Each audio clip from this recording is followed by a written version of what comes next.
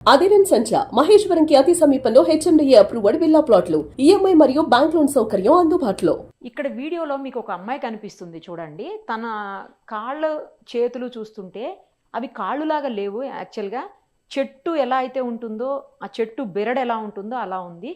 ఇది ఒక జన్యుపరమైనటువంటి వ్యాధిగా చెప్తా ఉన్నారు. రాజేశ్వరి అమ్మాయి పేరు. చాలా చిన్న అమ్మాయి. ఇంకా ఫేస్ వరకు వెళ్ళలేదు కానీ కాళ్ళు చేతుల వరకు అయితే మాత్రం చాలా దారుణంగా అయిపోయింది.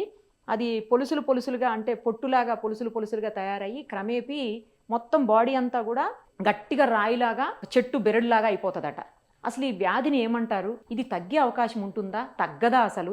లేదు అంటే కేవలం అక్కడ వరకన్నా నియంత్రించగలిగే అవకాశం ఉంటుందా? వీళ్ళకి లైఫ్ స్పాన్ ఎంత ఉంటుంది? ఈ విషయాలన్నీ మనతో చెప్పేందుకు స్కిన్ కనెక్ట్ నుంచి డాక్టర్ ఐశ్వర్య గారు, డెర్మటాలజిస్ట్, లైవ్ కాల్ అందుబాటులో ఉన్నారు. ఒకసారి ఆమెతో మాట్లాడదాం. డాక్టర్ గారు నమస్తే అండి. నమస్తే అండి నిరుపమ గారు.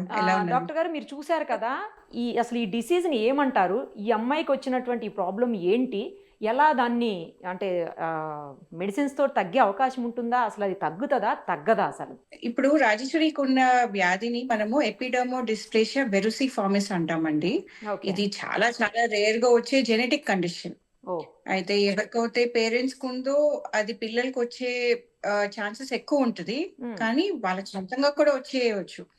ఇది చిన్న వయసు నుంచే ఎక్కువ కనిపిస్తుంది అండ్ ఏజ్ పెరిగే కొద్ది కూడా కొంచెం కాంప్లికేషన్స్ పెరుగుతూ ఉంటాయి. ఇప్పుడు ఏంటంటే ఇప్పుడు మన స్కిన్ అనేది ఒక గోడ లాంటిదండి. ఆ గోడ నీట్ గా స్ట్రాంగ్ గా ఉన్నప్పుడు మన లోపల ఆర్గన్స్ కూడా మంచిగా ఉంటాయి, హెల్దీగా ఉంటాయి. కానీ ఇప్పుడు స్కిన్ లోని ప్రాబ్లం వచ్చినప్పుడు లోపల నుంచి మనకి వాటర్ లాస్ ఎక్కువ ఉంటుంది. దానివల్ల స్కిన్ బ్యారియర్ పోవడం వల్ల దాంతో వచ్చే ప్రాబ్లమ్స్ కూడా చాలా ఉంటాయి. ఇప్పుడు అలా స్కిన్ మొత్తం అయిపోతుందండి? బాడీ మొత్తానికి అలాగే అయిపోతుందా? ఇప్పటి వరకు ఫేస్ కాలేదు ఆమెకు, జస్ట్ లెగ్స్ హ్యాండ్స్ వరకు మనకు కనపడుతుంది. తర్వాత క్రమేపీ పైకి కూడా అలా స్ప్రెడ్ అయిపోతుందా అండి? అది అవ్వచ్చు. ఎక్కువగా సన్ ఎక్స్పోజ్డ్ ఏరియాస్ అంటే కాళ్ళు, చేతులు, ఫేస్ ఎక్కువగా ఎఫెక్ట్ అవుతుంది. చెస్ట్, బ్యాక్ అనేది కొంచెం తక్కువ అవ్వచ్చు, బట్ అది కూడా కొంచెం తక్కువ. ఓకే. దీనికి మెడిసిన్ ఉంటుందా డాక్టర్ గారు? ట్రీట్మెంట్ ఉంటుందా అసలు? అంటే ఇప్పుడు పాపకైతే చాలా కొంచెం సివియర్ గా ఉందండి. ఇనిషియల్ స్టేజెస్, ఎర్లీ స్టేజెస్ లో కన్జర్వేటివ్ గా ట్రీట్ చేసుకోవచ్చు. కరెక్ట్ మాయిశ్చరైజర్స్, కెరటోలైటిక్ ఏజెంట్స్ అంటాము. అంటే ఇప్పుడు ఈ రాళ్ళు లాగా చెట్టు లాగా అయింది కదా, దాన్ని మనము బ్రేక్ డౌన్ చేసే ఏజెంట్స్ వాడచ్చు. పాపకి మాత్రము డెఫినెట్ గా మెడిసిన్స్ అనేది స్టార్ట్ చేయాలి ఒక డర్మటాలజిస్ట్ సూపర్విజన్ కింద. ఆ మెడిసిన్స్ డెఫినెట్ గా కొంచెం ఇంప్రూవ్మెంట్ ఉంటుంది. అంటే వీళ్ళ లైఫ్ స్పాన్ ఏమన్నా దీని వల్ల తగ్గిపోతుందా అండి? ఎందుకంటే అమ్మాయి వాకింగ్ చూసారు కదా, నడవలేకపోతుంది అసలు. సో చాలా ఇబ్బందిగా నడుస్తుంది. అబ్జర్వ్ చేయండి, కాలు మూవ్ చేయటం కూడా ఇబ్బంది అవుతుంది ఆమెకు, లెగ్స్ మూవింగ్ కూడా. కరెక్ట్ అండి. అయితే ఇప్పుడు ఇటువంటి పిల్లల్లో స్కిన్ క్యాన్సర్స్ రావడం కొంచెం ఎక్కువ అండి. వాళ్ళల్లో almost 60% cases squamous cell carcinomas అయ్యే ఛాన్స్ ఉంటుంది. ఎందుకు అంటే వీళ్ళల్లో ఫస్ట్ ఆఫ్ ఆల్ నేను చెప్పినట్టు బ్యారియర్ పోయింది. సెకండ్లీ జెనెటిక్ మ్యూటేషన్స్ ఉంటాయి.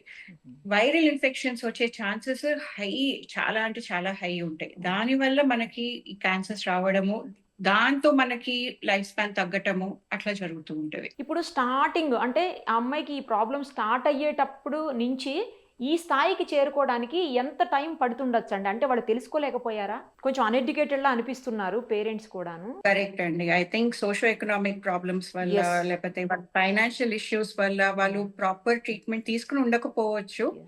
డెఫినెట్ గా ఎర్లీగా క్యాచ్ చేసి ఉంటే ఇంత తీవ్రంగా అయ్యి ఉండకపోవచ్చు. ఎర్లీ డయాగ్నోసిస్, ఎర్లీ ట్రీట్మెంట్, ఒక బయాప్సీ చేసేసి మనకి ట్రీట్మెంట్ స్టార్ట్ అయిపోయి ఉంటే ఇంత ఎక్కువ అయ్యి ఉండకపోవచ్చు. ఎంత టైం బట్టి ఉండొచ్చు డాక్టర్ గారు? స్టార్ట్ అయిన దగ్గర నుంచి ఈ స్టేజ్ కి రావడానికి ఎంత టైం బట్టి ఉండొచ్చు ఈమెకు? నాకు తెలిసి అట్లీస్ట్ 2 years లోపల డయాగ్నోస్ అయిపోతుందండి. ఇప్పుడు ఆల్మోస్ట్ తనకి 10-11 years ఉంది కాబట్టి కొంచెం లేట్ అయ్యింది. ప్రోగ్రెస్ కంప్లీట్ గా తగ్గడం అనేది జరగదు, కానీ మెడిసిన్స్ తోటి కొంతవరకు కంట్రోల్ చేయొచ్చు. డెఫినెట్ గా మేము ఇటువంటి కేసెస్ చూసాము ఆల్రెడీ. నేను చూసానండి. మేము పోస్ట్ గ్రాడ్యుయేషన్ చేసేటప్పుడు కూడా మాకు నల్గొండ నుంచి ఒక పేషెంట్ ని చూసాము. అండ్ మేము చాలా మంచిగా దాన్ని మేనేజ్ చేయగలిగాము. ఓరల్ మెడిసిన్స్ తో, మంచి మాయిశ్చరైజర్స్ తో కొంచెం కేర్ తీసుకుని నేర్పించాము ఎట్లా చూసుకోవాలి, ఎట్లా మేనేజ్ చేయాలి ఇష్యూస్ ని అని.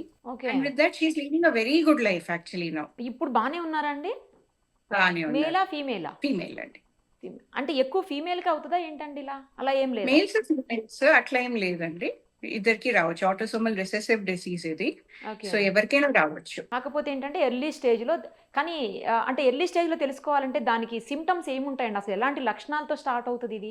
అంటే ఫస్ట్ మనకి స్కిన్ చాలా డ్రైగా ఉంటదండి. మనం ఎంత నూనెలు పోయండి, ఎంత మాయిశ్చరైజర్‌లు పెట్టండి, అది అసలు ఇప్పుడు మీరు చూస్తున్న విజువల్స్ లో కూడా ఇట్లా ట్రీ బార్క్ అపియరెన్స్ అంటాం కదా, correct. Or dry river bed appearance అంటాము. మొత్తం మనకి రివర్ ఆరిపోయింది అనుకోండి ఎట్లా ఉంటుందో అట్లా ఉంటుంది అట్లా చర్మం. ఉంది. అవును. అవును. అప్పుడు మనము ఒక డెర్మటాలజిస్ట్ దగ్గరికి వెళ్ళి బయాప్సీ చేస్తాము. బయాప్సీలో మనకి ఎటువంటి టైప్ ఆఫ్ ప్రాబ్లం అనేది తెలుస్తుంది. ఓకే. దాని ప్రకారంగా మనకి ట్రీట్మెంట్ ఉంటది. కానీ చాలా అరుదైన వ్యాధా అండి ఇది? చాలా అంటే చాలా రేర్ అంటే కేసెస్. ఐ ల్యాక్‌లో డోంట్ 1కి థింక్ లేకపోతే 10 lakhs 1 అట్లుంటారా?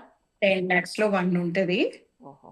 Only few handful cases all over the world. So, జాగ్రత్తగా కంటిన్యూగా ట్రీట్మెంట్‌లో అంటే అండర్ సూపర్విజన్ ఆఫ్ ది ఒక డెర్మటాలజిస్ట్ ఉంటే వీళ్ళు కొంచెం నయమైతదయితే ఇలాంటి వ్యాధి. డెఫినెట్ గా అండి. అండ్ ఎర్లీగా ఫాస్ట్ గా తీసుకెళ్ళాలి పిల్లల్ని. దీన్ని మనము నెగ్లెక్ట్ చేయకూడదు.